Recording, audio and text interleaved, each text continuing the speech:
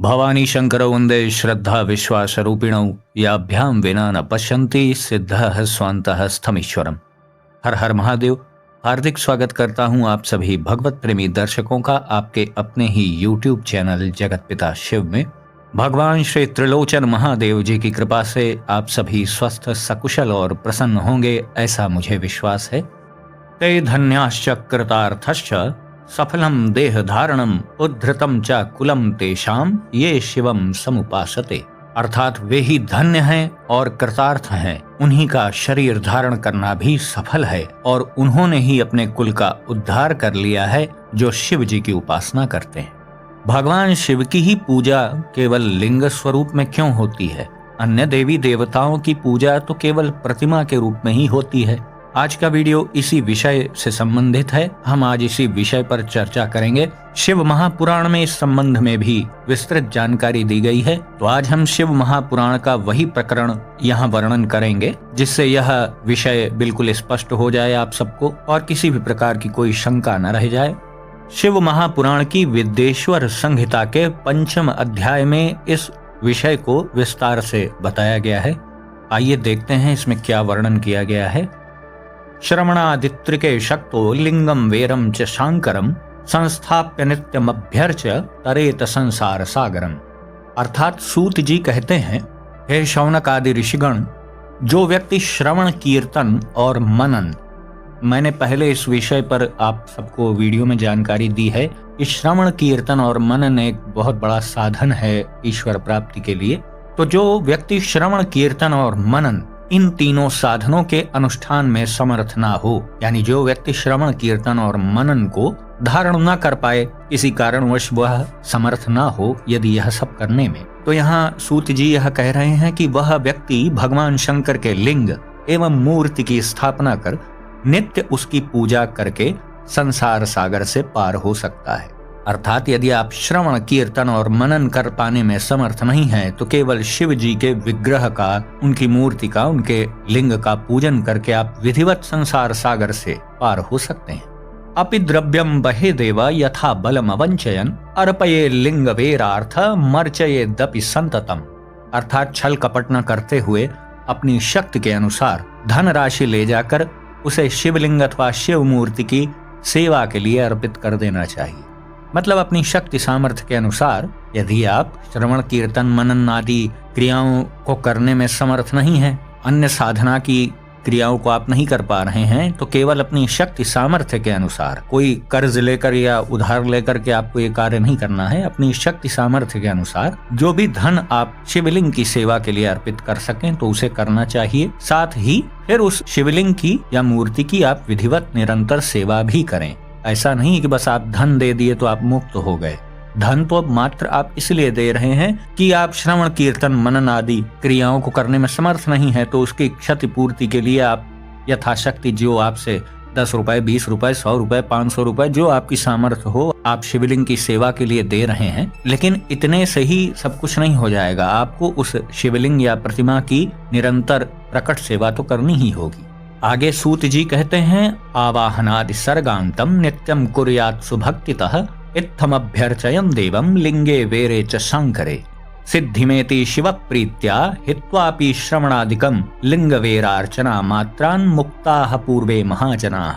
अर्थात आवाहन से लेकर विसर्जन तक सारा कार्य प्रतिदिन भक्ति भाव से वह व्यक्ति संपन्न करे। इस प्रकार शिवलिंग अथवा शिव मूर्ति में भगवान शंकर की पूजा करने वाला श्रवण आदि साधनों का अनुष्ठान यदि न कर पाए, यानी श्रवण कीर्तन मनन आदि न भी कर पाए, तो भी भगवान शिव की प्रसन्नता से सिद्धि प्राप्त कर लेता है।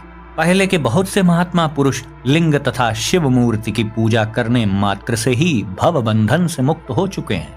सूत जी इतनी बातें शौनक आदि ऋषिगणों से कहते हैं, तो वो ऋषिगण उनसे फिर प्रश्न करते हैं, वेर मात्रे तु सर्वत्र पूज्यन्ते देवता गणाः लिंगे वेरे च सर्वत्र कथम संपूज्यते शिवः।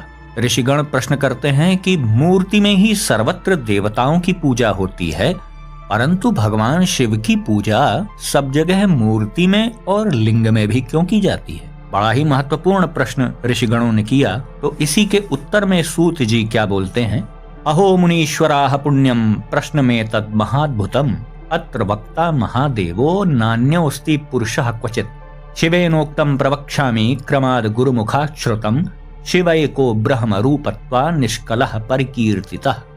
अर्थात सूत जी इस प्रश्न का उत्तर देते हैं, हे मुनीश्वरों, आप लोगों का यह प्रश्न तो बड़ा ही पवित्र और अत्यंत अद्भुत है। इस विषय में महादेव जी ही वक्ता हो सकते हैं।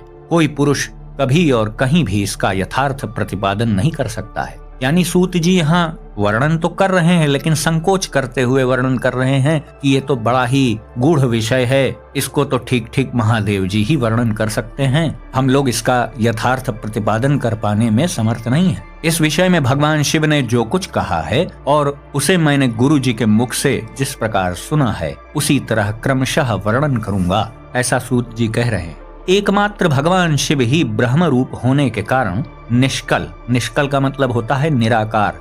और एक और बात भी मैं यहाँ आप सबको बता दूं कि निराकार का मतलब वह नहीं होता जो सामान्यतः लोग समझते हैं। लोग सोचते हैं निराकार का मतलब होता है इनविजिबल, जो दिखाई न दे, जिसका कोई आकार न हो। लेकिन इसका वास्तविक अर्थ है निराकार का मतलब होता है जिससे समस्त प्रकार के आकार प्रकट होते हैं, यानी समस्त आकारों का प्रकटीकरण निराकार से होता है। तो सूत जी कहते हैं एकमात्र भगवान शिव ही ब्रह्म रूप होने के कारण निष्कल कहे गए हैं, यानी निराकार कहे गए हैं। रूपवान होने के कारण उन्हें सकल भी कहा गया है। रूपवान से यहाँ मतलब ये है कि वो साकार रूप में भी तो प्रकट हो जाते हैं, इसलिए उन्हें सकल भी कहा गया है। इसलिए वे सकल और निष्कल दोनों हैं। शिव के निष्कल निराकार होने के कारण ही उनकी पूजा का आधारभूत लिंग भी निराकार ही प्राप्त हुआ है। अर्थात शिवलिंग शिव के निराकार स्वरूप का प्रतीक है। देखिए, बिल्कुल सूत जी ने स्पष्ट बात बता दी कि शिवलिंग शिव के निराकार स्वरूप का प्रतीक है। बिल्कुल एक सीधे सरल वाक्य में बता दिया। सकलत्वात् तथा वेरम साकारम तस्य संगतम सकलाकल रूपत्वाद ब्रह्म शब्दाभिधः परः। अर्थात इस तरह शिव जी के सकल या साकार होने के कारण उनकी पूजा का आधारभूत विग्रह साकार प्राप्त होता है। अर्थात शिव का साकार विग्रह उनके साकार स्वरूप का प्रतीक होता है। यानी जो प्रतिमा के रूप में शिव जी का पूजन होता है वो उनके साकार स्वरूप का प्रतीक है। सकल और निष्कल दोनों ही रूप भगवान शिव के हैं, इसीलिए वे ब्रह्म शब्द से कहे जाने वाले परमात्मा हैं। पर ब्रह्म की उपाधि इसीलिए भगवान शिव को ही दी जाती है। अपिलिंगे च वेरे च नित्यमभ्यर्चते जनैः अब्रह्मत्वात् तद्दन्येषां निष्कलत्वं नहीं क्वचित्। अर्थात यही कारण है कि सब लोग लिंग यानी निराकार और मूर्ति यानी साकार दोनों में ही सदा भगवान शिव की पूजा करते हैं। यानी आप लिंग का पूजन कर रहे हैं तो आप शिव जी के निराकारी स्वरूप का पूजन कर रहे हैं। आप शिव जी के चित्र का, उनकी मूर्ति आदि का पूजन कर रहे हैं तो आप शिव जी के साकार स्वरूप का पूजन कर रहे हैं। शिव से भिन्न जो भी देवता आदि हैं वे साक्षात ब्रह्म नहीं हैं, इसीलिए कहीं भी उनके लिए निराकार लिंग की व्यवस्था नहीं की गई है। भगवान सदा शिव जी के अतिरिक्त अन्य किसी का भी लिंग पूजन नहीं होता है। यहाँ तक कि रुद्र और महेश्वर जो कि भगवान सदा शिव जी के साकार रूप हैं, उनका विग्रह भी केवल प्रतिमा के रूप में ही देखा जाता है। जहाँ जहाँ माता शक्ति के साथ शिवलिंग स्थापित है, यानी अर्घे के साथ शिवलिंग स्थापित है, सामने नंदी बाबा बैठे हुए हैं, त्रिशूल लगा हुआ है, तो बस समझ जाइए कि वो सदा शिव जी का विग्रह है। शिवलिंग भगवान सदा शिव जी के निराकार स्वरूप का ही द्योतक है। तस्मात्ते निष्कले लिंगे नाराध्यन्ते सुरेश्वराः अब्रह्मत्वाच्च जीवत्वा तथान्ये देवतागणाः तूष्णी सकलमात्रत्वात् दर्शयन्ते वेरमात्रके जीवत्वं शंकरान्येषां ब्रह्मत्वं शंकरस्य च।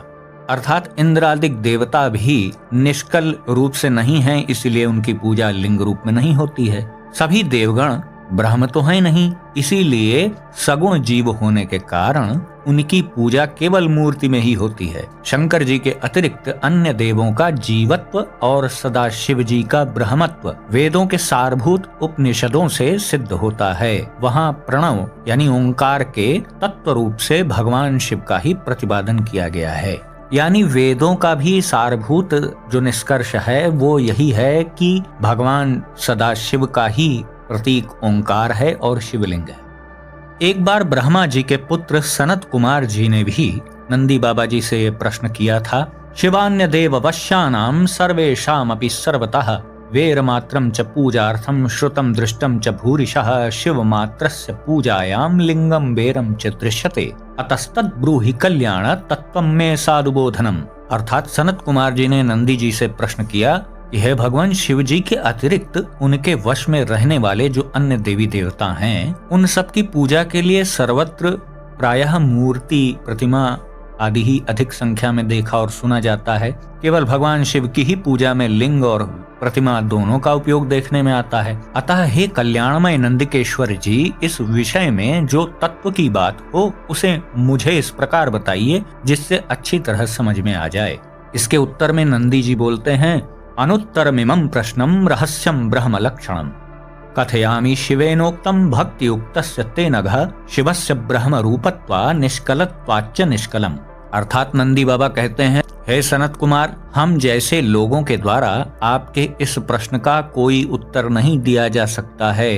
देख लीजिए ये बात कौन कह रहा है, साक्षात शिव स्वरूप नंदी बाबा, रुद्रांश यानी जो भगवान शिव के ही अंश से अवतार लिए हैं, वो नंदी बाबा ये बात कह रहे हैं कि हम जैसे लोगों के द्वारा आपके इस गूढ़ प्रश्न का कोई उत्तर नहीं दिया जा सकता है, क्योंकि यह अति गोपनीय विषय है और लिंग साक्षात ब्रह्म का प्रतीक है। इस विषय में भगवान शिव ने जो कुछ भी बताया है उसे मैं आप शिव भक्त के समक्ष कहता हूँ।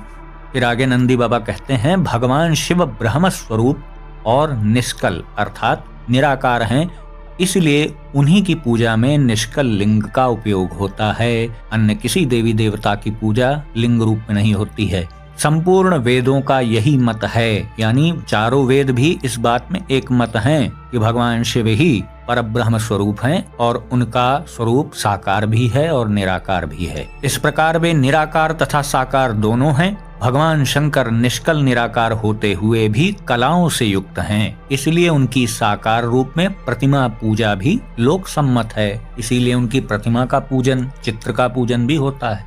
शिव जी के अतिरिक्त अन्य देवताओं में जीवत्व तथा सगुणत्व होने के कारण वेद के मत में उनकी मूर्ति मात्र में ही पूजा मान्य है, क्योंकि शिव जी के अतिरिक्त जो कुछ है वो सब सगुण स्वरूप में है। इस संसार में ऐसी एक भी समस्या नहीं है जिसका कि समूल नाश भगवान शिव जी के नाम के प्रभाव से ना हो जाता हो। अधिक से अधिक शिव जी के नाम के जाप का अभ्यास करें, फिर जीवन की कोई भी समस्या आपके मार्ग को अवरुद्ध नहीं कर पाएगी। तो आज का वीडियो हम यहीं समाप्त करते हैं। आशा करता हूं जो भी जानकारी आपको दी गई वो आपको अच्छी लगी होगी। यदि वीडियो पसंद आया तो इसे लाइक करें, अपने मित्रों बंधु बांधवों के साथ शेयर करें। चैनल पर अगर आप पहली बार आए हैं तो कृपया चैनल को सब्सक्राइब करें और बेल आइकन को भी अवश्य प्रेस कर दीजिएगा। तो भगवान श्री मनकामेश्वर महादेव जी से मैं ऐसी प्रार्थना करता हूँ कि वो आप सभी को सदा सुखी, स्वस्थ और ऊर्जावान बनाए रखें। मिलते हैं अगले वीडियो में एक नई और उपयोगी जानकारी के साथ। तब तक के लिए आप सभी भगवत प्रेमी भक्तों को हर हर महादेव।